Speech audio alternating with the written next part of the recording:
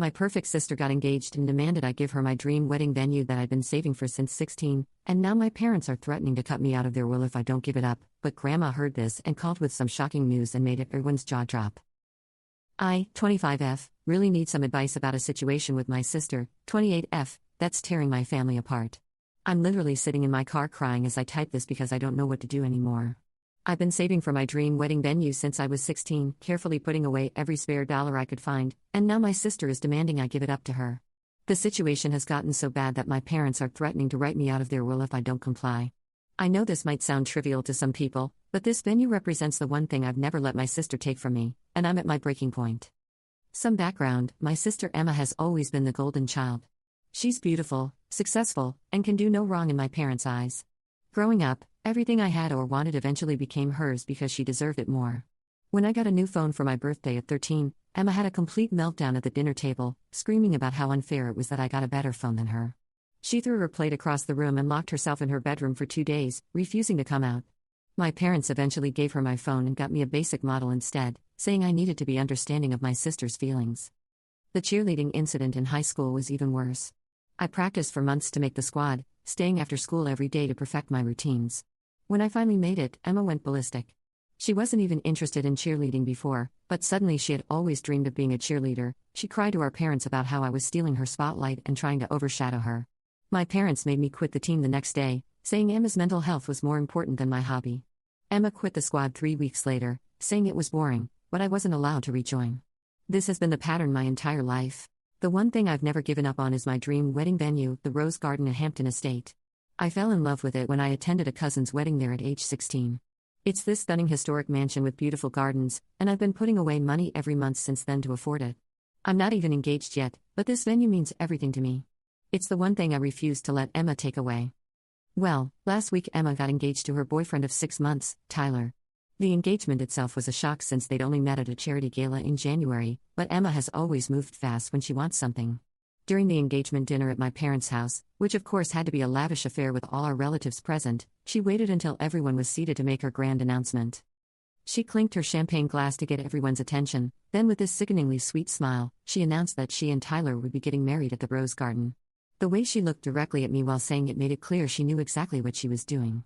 When I mentioned, trying to keep my voice steady, that I'd been saving for that venue for 9 years, she laughed that condescending laugh I've known my whole life and said, "Oh please, you're not even dating anyone. I'm actually getting married, so I should have it." She then proceeded to describe in detail all her plans for her venue, completely ignoring the fact that I was sitting right there, trying not to cry into my soup. Tyler looked uncomfortable, but he didn't say anything. No one ever does when Emma pulls these stunts. My parents immediately sided with her and told me I was being selfish. They said Emma's wedding was actually happening while mine was just a fantasy, so I needed to stop being difficult and let her have the venue. When I refused, my dad threatened to write me out of their will if I didn't stop being so selfish and stubborn. I stood my ground and told them absolutely not. I'd been saving for this specific venue for nearly a decade and wasn't going to give it up. Emma started crying and screaming about how I was ruining her special day. My mom said I was being a terrible sister and that I needed to grow up and stop being jealous of Emma's happiness. The situation got even worse when Emma went behind my back and tried to book the venue herself. She actually created a fake email account pretending to be me and contacted the venue management. Thankfully, I'd already put down a deposit years ago to hold future dates, so they required original documentation that she couldn't forge. The venue manager actually called me to verify because Emma's behavior seemed so suspicious. When Emma found out her plan had failed, she completely lost it. She showed up at my apartment at 11 p.m., pounding on my door and screaming so loudly that my neighbors called the police. She was yelling about how I was ruining her life and threatening to make my life hell if I didn't sign over my deposit to her. When I refused to open the door, she started sharing embarrassing childhood stories about me on social media and telling all our relatives that I was trying to sabotage her wedding out of jealousy. My phone was flooded with messages from family members calling me selfish and demanding I give Emma what she wanted. Some cousins even started a group chat specifically to discuss what a terrible sister I was being. The pressure was overwhelming, and I started having anxiety attacks every time my phone buzzed with a new message. After 3 days of nonstop harassment from my family, with my phone constantly buzzing with guilt-tripping messages and Emma posting passive-aggressive comments about selfish sisters on social media, I finally broke down. It was 2 a.m., and I was having another anxiety attack when I remembered how Grandma used to be my safe haven during Emma's tantrums when we were kids. With shaking hands, I called my grandmother, my dad's mom, not even caring about the late hour. This is where things took an unexpected turn that would change everything. Grandma got very quiet and then told me something shocking. Apparently, the Rose Garden estate actually belongs to her family. My great-grandfather had left it to her in his will, and she still owns it.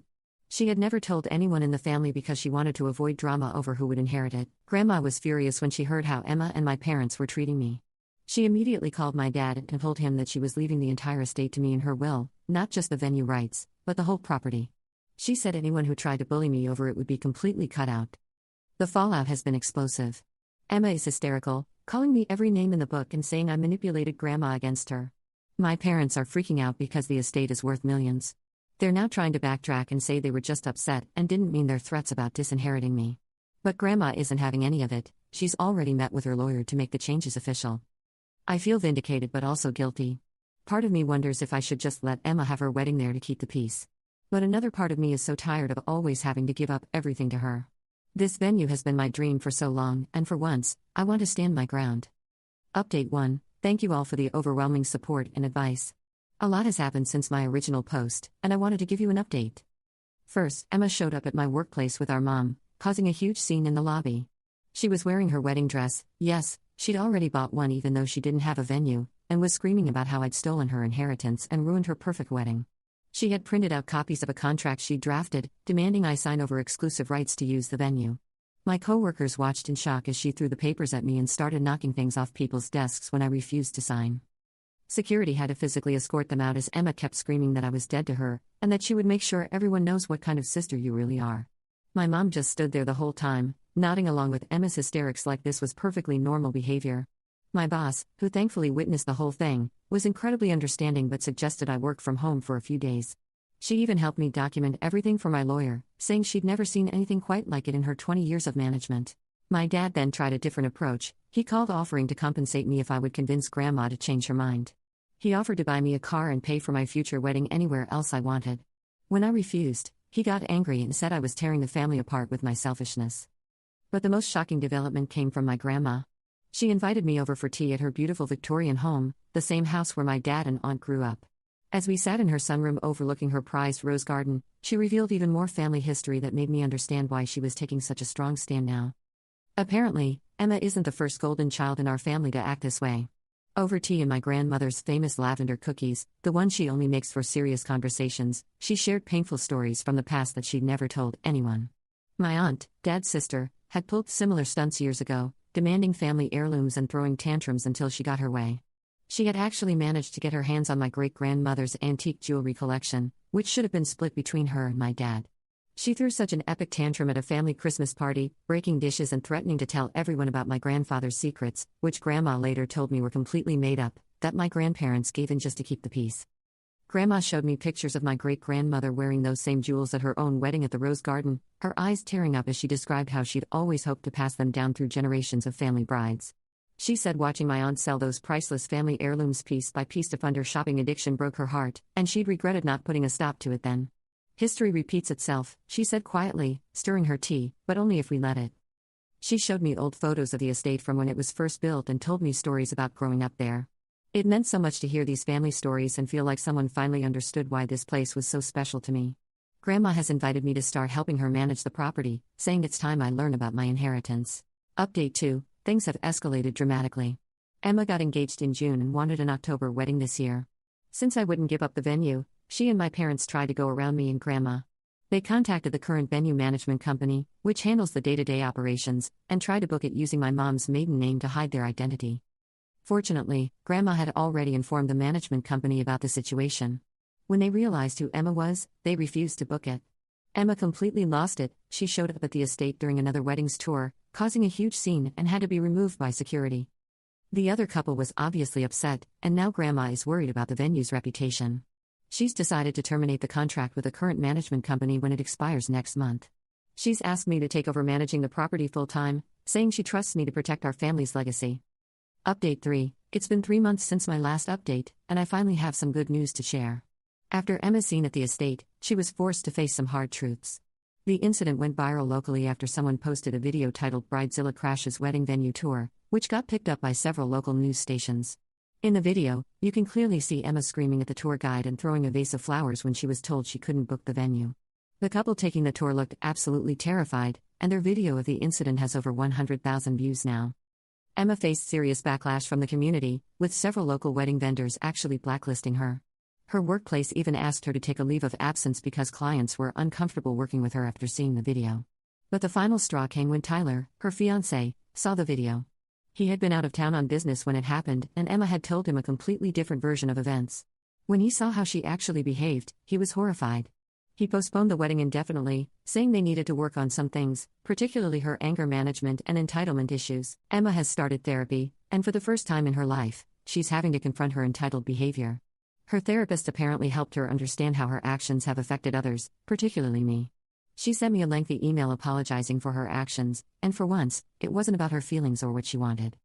In her email, she wrote about specific incidents from our childhood that she now realizes were wrong. She acknowledged how she'd systematically taken everything that mattered to me, from the phone to the cheerleading squad to every birthday party that had to be about her. She admitted that she had no right to demand my dream venue or try to steal my inheritance, and that she was finally beginning to understand how much pain she'd caused me over the years. The email ended with her saying she wouldn't blame me if I never forgave her, but that she was committed to becoming a better person and sister. While I appreciate the apology and am glad she's getting help, I'm keeping my distance for now.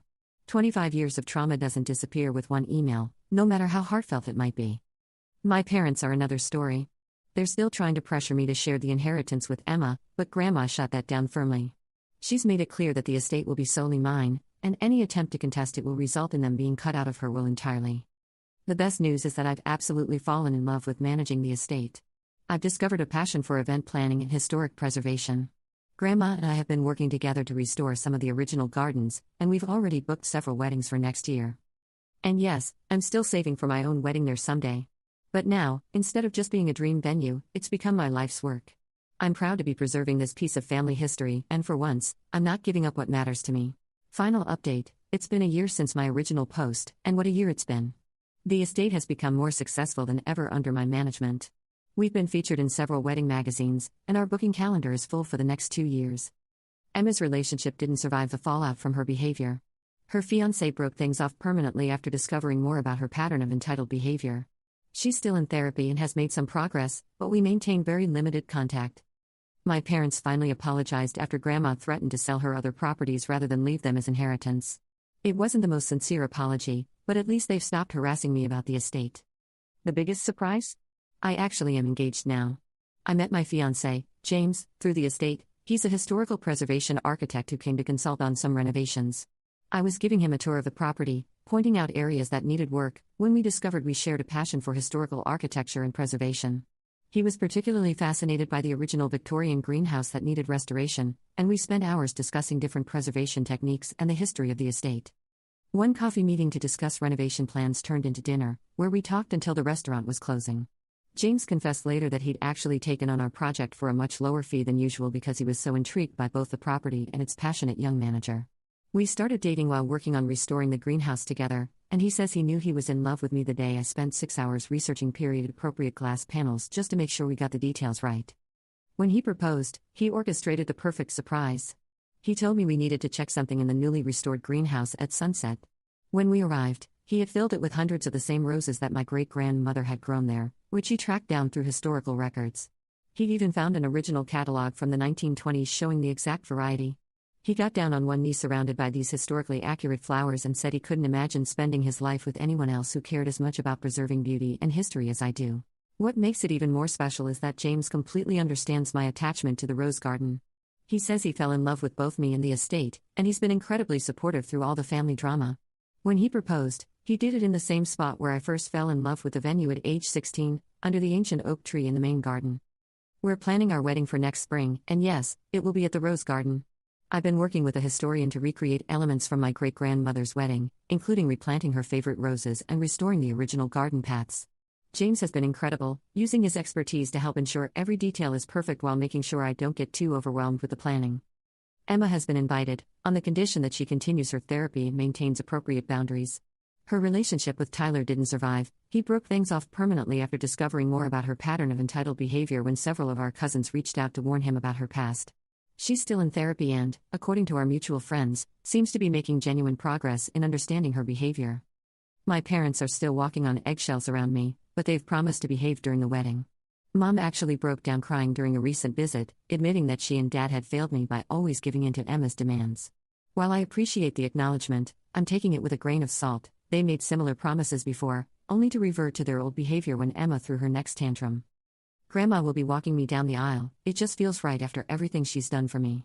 She's been helping me plan the wedding, sharing stories about all the celebrations that have taken place at the Rose Garden over the generations. We're incorporating many family traditions she's told me about, like having the ceremony under the ancient oak tree where countless couples in our family have exchanged vows. Sometimes standing your ground leads to more than you ever dreamed possible. Not only did I keep my dream venue, but I found my dream career and my dream partner in the process. More importantly, I finally learned that it's okay to stand up for myself, and that I don't have to give up my happiness to keep the peace. The Rose Garden isn't just my wedding venue anymore, it's become my legacy, and I couldn't be prouder to be its guardian for the next generation. Thank you, Reddit, for giving me the courage to stand up for myself. And thank you, Grandma, for showing me that I didn't have to give up my dreams to keep the peace.